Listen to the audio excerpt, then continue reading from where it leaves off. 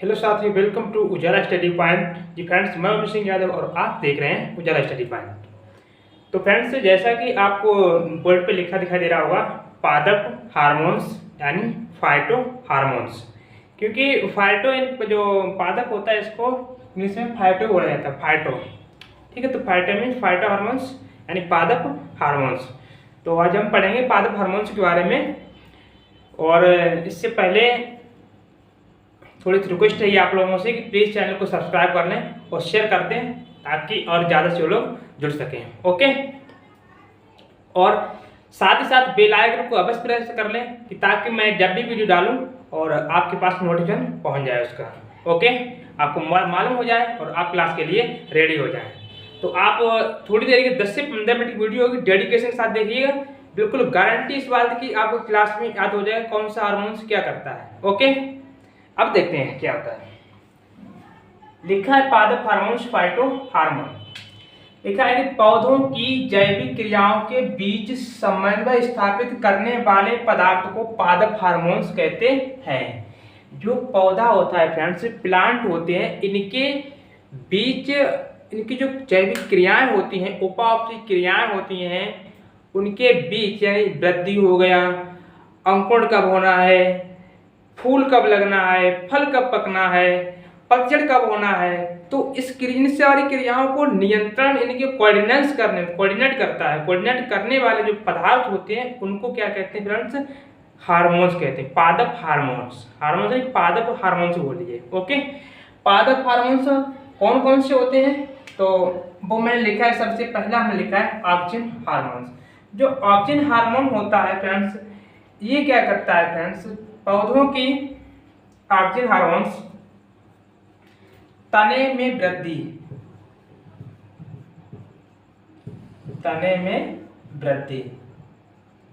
यानी एक बोल सकते हैं कि ये फ्रेंड्स जो पौधे के शीर्ष भाग में होता है। कहाँ होता है फ्रेंड्स?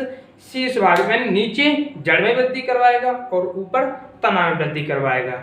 ओके, और क्या करता है फ्रेंड्स? ये प्रकाश जो पौधे होते हैं वो प्रकाशो अनुवर्तन मतलब जिस प्रकार प्रकाश जाएगा उसी तरफ वो घूमते जाएंगे। जैसे सूर्यमुखी होती है, सनफ्लावर, आपने नाम सुना होगा सनफ्लावर, जैसे सूर्यमुखी या सूरजमुखी बोलते हैं। तो सूरजमुखी जैसे इधर पूरब में सूर्य है तो पूरब तरफ जिसका रहता रहेगा, जिसका जैसे धीरे धीरे सूर्य इधर आएगा तो उस हिसाब से घूमता रहेगा, यानी इधर से वो हम पूरब से पश्चिम साइड हो जाते हैं। तो वो हो जाती है इसी वजह से, इसकी वजह से ऑक्सिन हार्मोन्स की वजह से। ओके, और क्या करता है इसके बाद? 2 नंबर पर आता है साइटोकाइनिन। साइटोकाइनिन तो नाम से ही मालूम है कि साइटो शब्द जो साइटोकाइड होता है वो सामान्यतः हम लोग कोशिका के लिए करते हैं, कोशिका विभाजन में सहायता करता है। ओके, तो इस साइटोकाइनिन क्या हो जाता है? कोशिका विभाजन, कोशिका विभाजन। ठीक है, अब जायजा जब कोशिका विभाजन होगा तो ये मतलब कहाँ से होगा?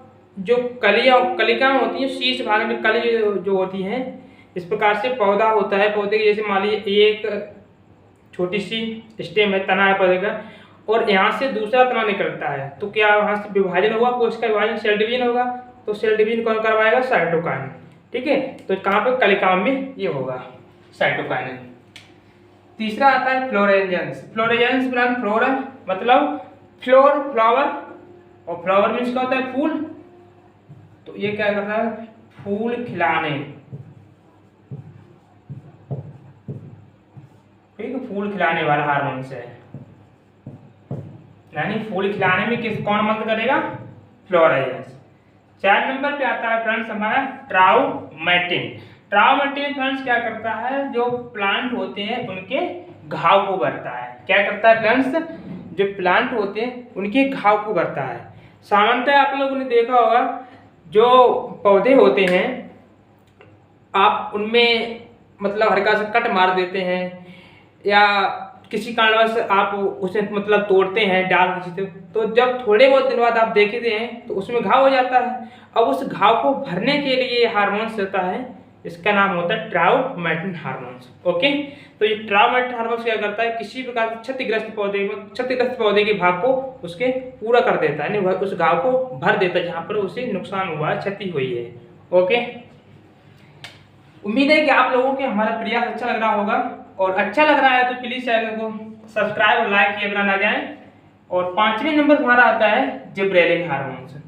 ये फ्रेंड्स बहुत ही इंपॉर्टेंट हार्मोन्स है जिब्रेलिन हार्मोन्स। ये क्या करता है, जो बीज होता है फ्रेंड्स, बीज की सुषुप्त अवस्था,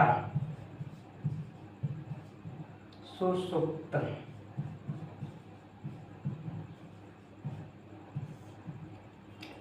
अवस्था जो होती है, यानी सुप्त। आप सुषुप्त अवस्था क्या होती है फ्रेंड्स, समझिए क्या होती है। जिस प्रकार से आप, जैसे अभी मार्च का महीना है, मतलब लास्ट मार्च है आज जब वीडियो कर रहा हूँ, अभी कुछ दिन पहले आलू जो थे उनकी खुदाई हुई थी। अब वो सोचिए उस टाइम पे वो आलू जो अभी वाले हैं, या अभी आपने बुवाई कर दे आलू, तो उनका अंकुर होगा? नहीं होगा। क्यों नहीं होगा? क्योंकि अभी आलू का अंकुरण होने लायक नहीं है, क्योंकि अभी वो सुप्त अवस्था में है, बिल्कुल सुप्त अवस्था में है। और जब ये हार्मोन्स होता है जिब्रेलिन हार्मोन्स, ये आलू की क्या करता है, सुप्त अवस्था जो होती है उसको दूर करता है और अंकुरण में सहायता करता है, अंकुरण के लिए प्रेरित करता है। अंकुरण के लिए क्या करता है फ्रेंड्स, प्रेरित करता है। तो जिब्रेलिन बीज की सुप्तावस्था को दूर करके, यानी सुप्तावस्था होती है उसको दूर करता है, ठीक है, दूर करता है। और अंकुरण के लिए अंकुरण प्रेरित करता है, यानी अंकुरण के लिए प्रेरित करेगा कि चलो आप समय हो गया है, आप अंकुरण के लिए तैयार हो जाओ। ओके, इसके बाद 2 हार्मोन्स और बचे हुए हैं। तो फ्रेंड्स अगला जो हमारे हार्मोन्स 2 रह गए हैं, एक एबिस्किस अम्ल, एबिस्किस हार्मोन्स अम्ल, ये अम्लीय हार्मोन्स होता है। एक होता है friends ethylene hormones. Ethylene hormones exam में बहुत ज़्यादा बार क्वेश्चन पूछा गया है, वनडे एग्जाम में आप उठा के देखेंगे प्रीवियस ईयर में, तो आपको मिलेगा बहुत सारे क्वेश्चन ऐसा करके पूछा जाता है कि जो गैसीय हार्मोन्स कौन सा, पादप के गैसीय हार्मोन्स का नाम बताइए, तो एथिलीन। और फल पकाने वाला हार्मोन्स एथिलीन। इस प्रकार मतलब ऐसे बार लैंग्वेज चेंज करके इससे क्वेश्चन पूछता है। अब देखते हैं इनके क्या क्या काम है। सबसे पहले मैंने लिखा है यहाँ पे एबिसिक अम्ल। एबिसिक अम्ल जिसे ABA भी बोलते हैं शॉर्ट में। क्या बोलते हैं फ्रेंड्स? ABA हार्मोन्स बोलते हैं। इस हार्मोन्स का फ्रेंड्स काम होता है वृद्धि को रोकना, वृद्धि को रोकना। अब ये वृद्धि को रोकना, इससे मतलब क्या होता है फ्रेंड्स? अब समझिए आप फलदार पौधे जो होते हैं, जैसे केला वगैरह हो गया, बाकी जो फल देते हैं, अब वो जब वृद्धि मतलब अपने तना की शारीरिक वृद्धि होगी उनकी, वो वृद्धि जब करते रहेंगे तो फल कब बनाएंगे? बात आती है वो फल कब बनाएंगे? तो फल बनाने के लिए उन्हें चांस मिलना चाहिए, तो उस वृद्धि को कंट्रोल किया जाता है। ये चीज आम बात है। जब अपन लोग देखते हैं, जब पेड़ कोई पौधा ज़्यादा बढ़ जाता है तो उसकी छटाई कर देते हैं। तो छटाई क्यों करते देते हैं? ताकि उसकी वृद्धि रुक जाए, और वो अपने वो जो बाकी जो तत्व हैं वो मतलब वृद्धि रुक जाएगी, तो फल ज़्यादा आएंगे और फल की गुणवत्ता भी अच्छी होगी। तो इस वजह से इस वृद्धि को रोकना। और जब पतझड़ होता है फ्रेंड्स,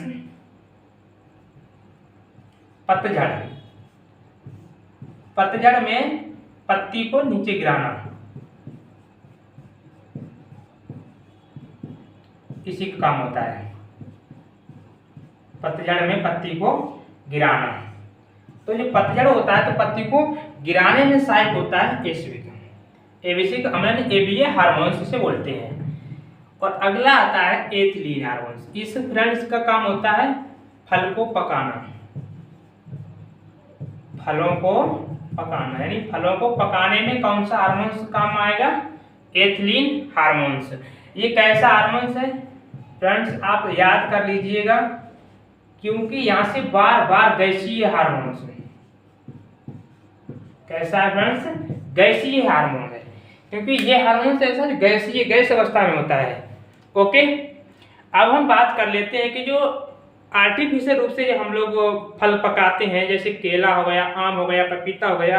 आम बात है, बहुत साधारण गांव में सभी लोग अपने अपने घरों में जिसे कार्बेट नाम से जानते हैं। क्या जानते हैं? कार्बेट नाम से। आज हम उस कार्बेट की पूरी आपको बिल्कुल निचोड़ के अंदर घुस के बता देंगे, घुसे के कि इसमें क्या तत्व होता है, किस प्रकार रिएक्ट करता है और नया पदार्थ कौन कौन सा बनता है। ओके, तो बने रहिए वीडियो लास्ट तक के लिए। अब देखते हैं कृत्रिम रूप से फल पकाने में।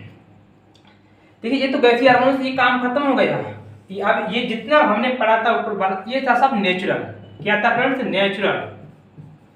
नेचुरल मीन्स नहीं प्राकृतिक, यानी ये सब तो है ऑलरेडी भगवान प्रकृति की देन है।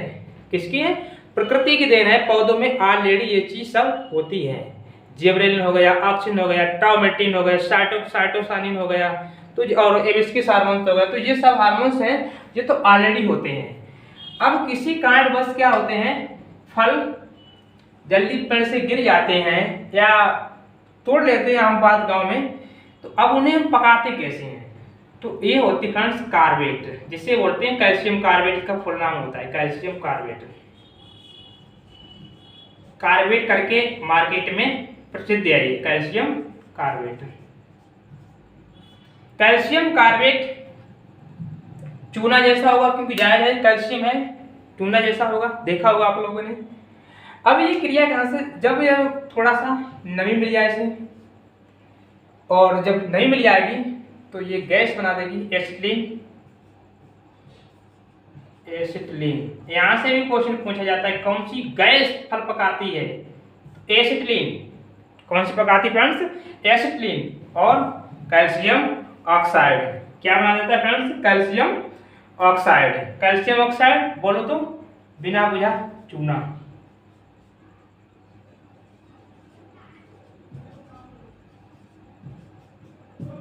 जैसे कैल्शियम ऑक्साइड बिना बुझा हुआ चूना।